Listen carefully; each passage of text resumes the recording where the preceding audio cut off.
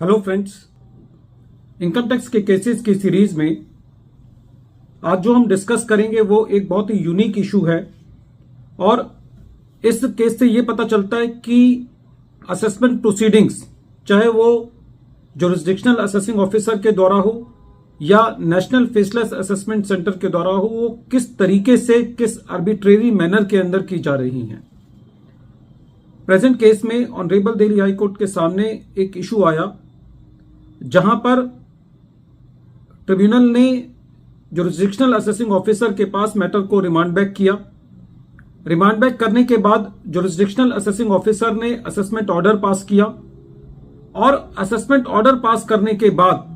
Same remand से national faceless assessment centre ने भी एक असेसमेंट ऑर्डर पास किया और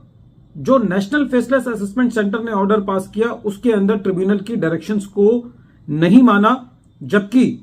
जुरिस्डिक्शनल असेसिंग ऑफिसर ने जो ऑर्डर पास किया था वो as per the directions of the tribunal था।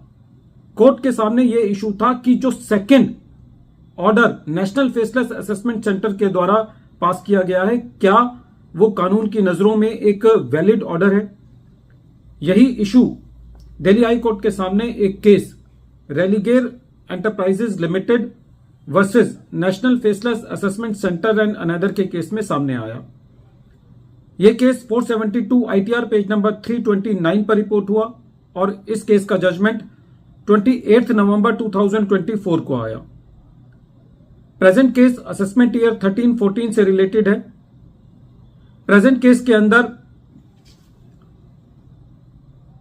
असेसिंग ऑफिसर ने एक असेसमेंट ऑर्डर पास किया था।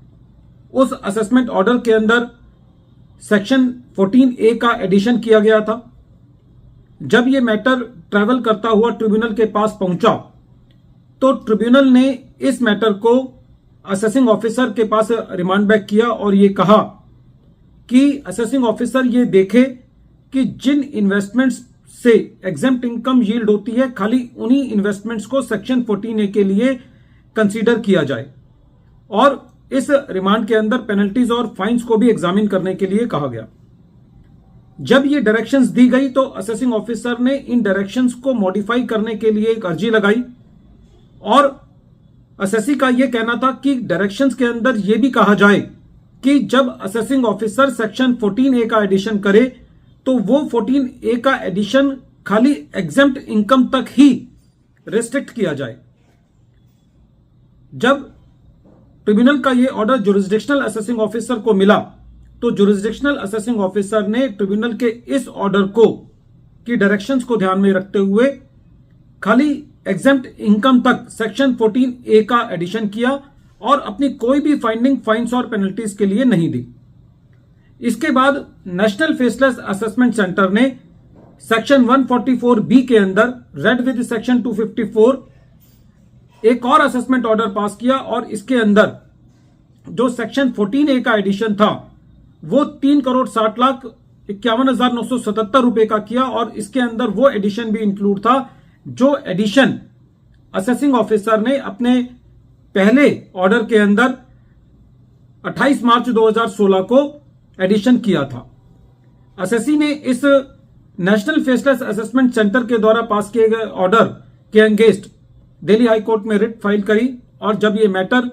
ऑनरेबल दिल्ली हाई कोर्ट ने सुना तो कोर्ट का यह कहना था कि इनकम टैक्स एक्ट के अंदर कोई भी ऐसा प्रोविजन नहीं है जो कि असेसमेंट प्रोसीडिंग्स को कंटिन्यू करने की पावर देता हो, एक बार यदि वो प्रोसीडिंग्स कंटिन्यू और कंक्लूड हो गई हैं। कोर्ट का यह कहना था कि प्रेजेंट केस के अंदर जो दूसरा assessment order national faceless assessment centre के द्वारा पास किया गया है वो ट्रिब्यूनल के ऑर्डर का एक टोटल डिसरिगार्ड है और प्रेजेंट केस के अंदर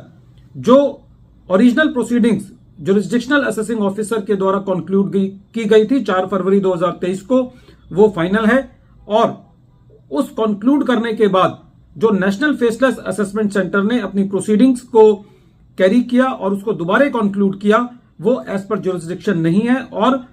दिल्ली हाई कोर्ट ने नेशनल फेसलेस असेसमेंट सेंटर के द्वारा पास किए गए ऑर्डर को क्वैश किया। वीडियो के अंत में एक बार फिर मैं केस का नाम रिपीट कर रहा हूं। केस का नाम है